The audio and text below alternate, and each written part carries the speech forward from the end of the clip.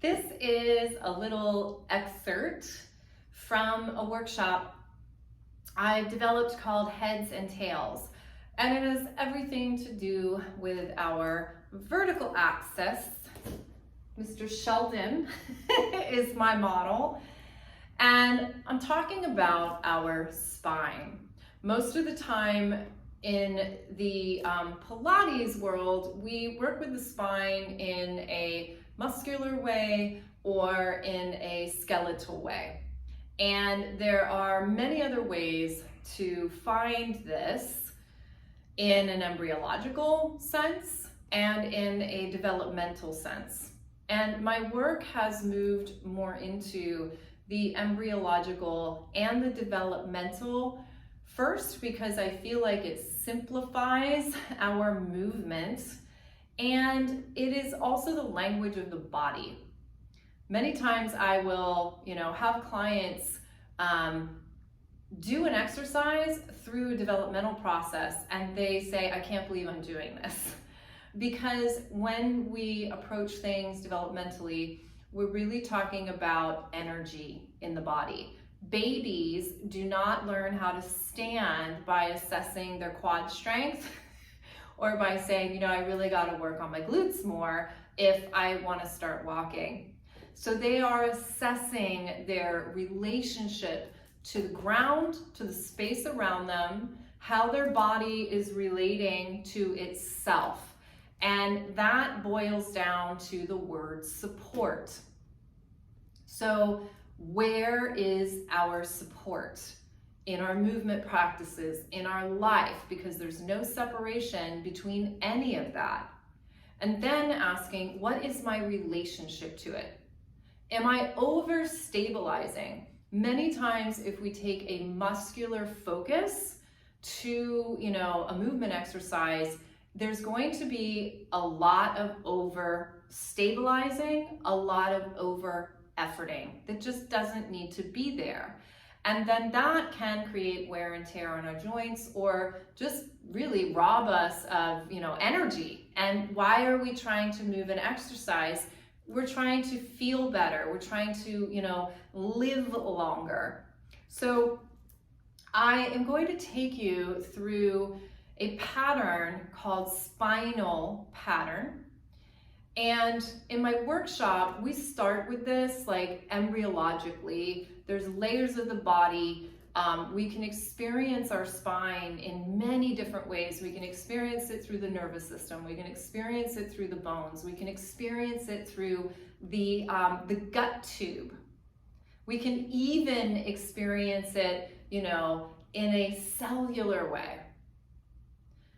We're going to do it's called Vertebral Pattern, and this will be like after we're born. So when we're born, we just have a nice big curve. And why? Because we were like this for like nine months, give take, right? We were flexing, and that has a whole purpose.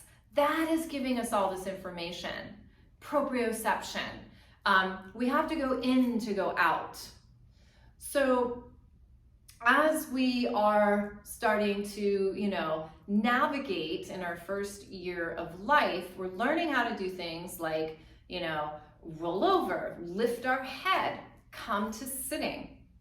And all of those movements are helping to develop these, we call them, after birth curves of our neck and our lower back.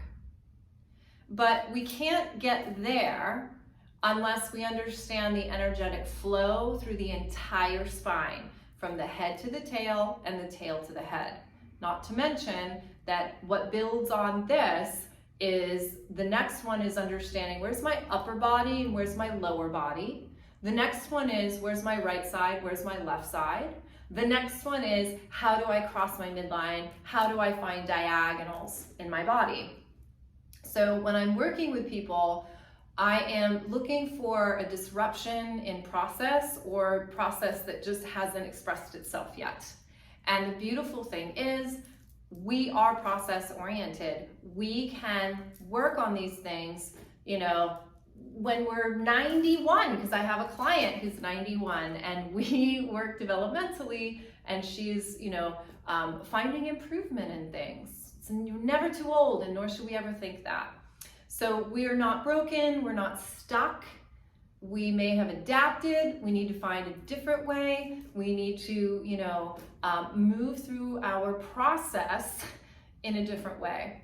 And many times that involves slowing down, getting a little quiet, and trying to relax. Yep, relax. Why? Because something like this, like I'm holding my fist, that doesn't have strength to it. It's going to get exhausted and then just give up.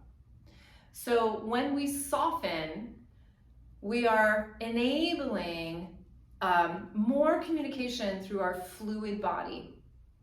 And that is actually going to support our nervous system, support our muscles. And then we get to move with flow. Okay, well, that was a long explanation. So let's get into the exercises.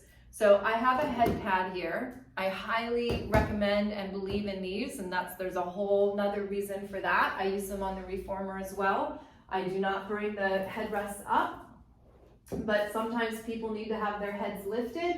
And yes, it does make a difference. It matters. It matters to your nervous system. If your head is back here, and quite frankly, up here, this isn't really great alignment. So, and does it matter? It absolutely does. If someone's in that for like 5 minutes and they think, oh, I forgot, it's no problem. But to just do that all the time, it matters. All right, so midline, vertical axis. We can look at Mr. Sheldon. So I want to find that here. I'm not looking to put curves in my back, or I'm just simply feeling from my head to my tail. My head to my tail. Many of us, the head and the tail, out to lunch. There's lots of reasons for that. So we do a lot of focus with those areas to really bring them back online. Reach and pull of the tail and yield push of the tail, which are developmental patterns, are game changers. So I'm going to move into what we would call in Pilates or fitness an ab curl.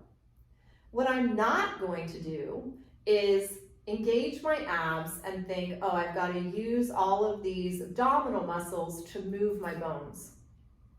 What I am going to do is find my relationship with the ground so I can really soften and yield. And jiggling and wiggling is super helpful.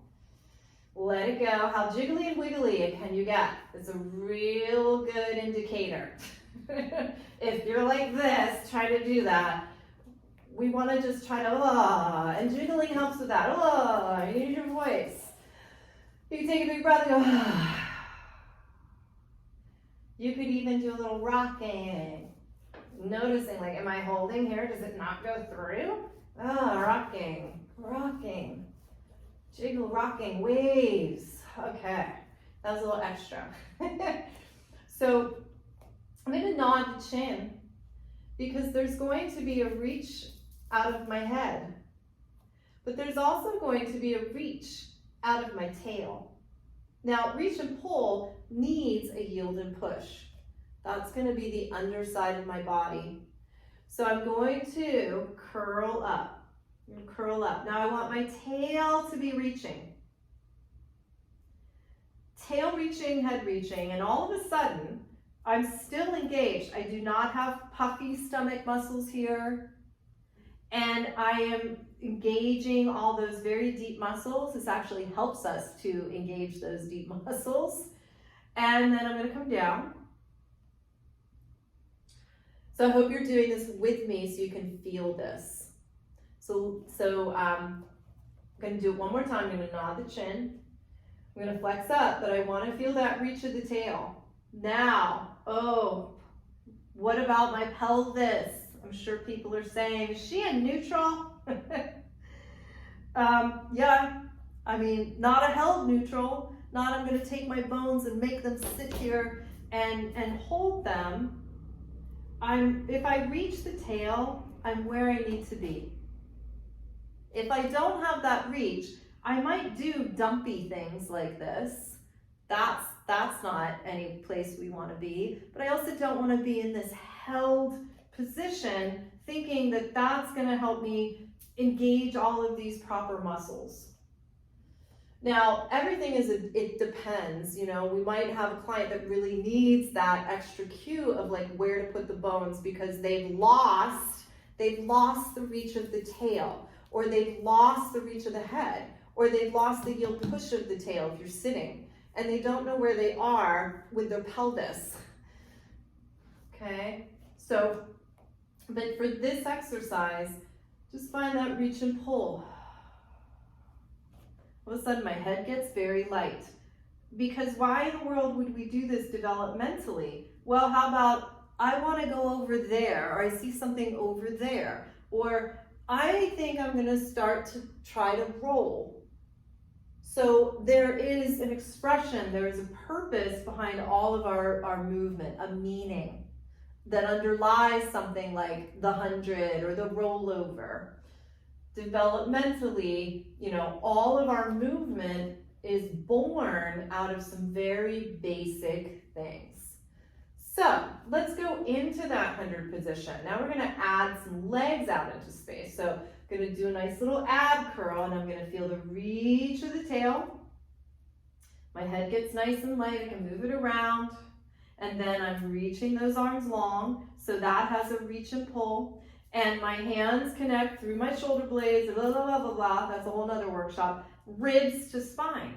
So I've got these beautiful ribs flowing outwards, flowing, and then my arms flow from the ribs. And then I'm going to bring my legs up, tabletop. Then I'm going to take one leg out, and I'm going to take the other leg out, and now I have to really find spinal more. So the more complexity that we do, the more we have to go back to spinal, spinal, spinal. So my tail has to reach. And as soon as my tail reaches, my head gets really, really light. And here we are. We could move into the 100 with these beautiful flowing ribs. I have space. And I'm still feeling my abdominals. But what I haven't done is overstabilize. And then go ahead and, I'm going to pull those legs in. Whoo! I still work my body. So, to start with slowing down, knowing where you are before you try to get somewhere else, and learning about these developmental patterns is incredibly, incredibly beneficial for our movement practice. And again, what's our movement practice about? It's not in a bubble. Our movement practice is to, you know, take all of that and translate it to our life, you know, outside our class or our studio. And all of that, it's developmental.